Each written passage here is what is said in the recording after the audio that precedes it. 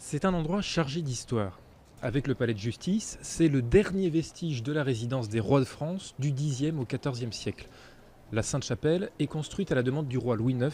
Elle comporte 2 étages, la chapelle basse et la chapelle haute. C'est là, sous ces voûtes de 20 mètres de hauteur, qu'étaient abritées les reliques de la Passion jusqu'à la Révolution française. C'est un exemple aujourd'hui le plus raffiné sans doute en France du gothique rayonnant, puisque vous le voyez finalement tous les éléments de soutien sont reportés à l'extérieur du monument, c'est-à-dire que ce sont de véritables murs de lumière.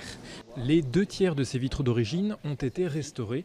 La dernière opération s'est achevée au mois de mai. Les couleurs me semblent plus profondes, quand même, dans les bleus, dans les rouges. C'est ça qui me frappe le plus.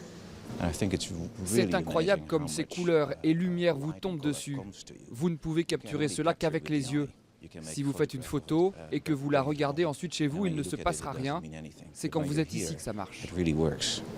Et dehors, la file d'attente ne désemplit pas. Avec 1 million de visiteurs cette année comme l'an dernier, la fréquentation de la Sainte-Chapelle n'a pas été affectée par les attentats qui ont frappé la capitale. C'est un des monuments dans le réseau du Centre des monuments nationaux qui sont le plus visités, avec l'Arc de Triomphe et le Mont Saint-Michel.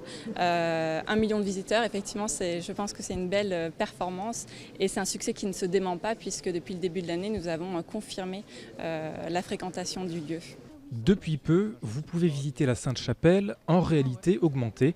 L'application du Centre des monuments nationaux permettra à terme de tout savoir des 1113 vitraux.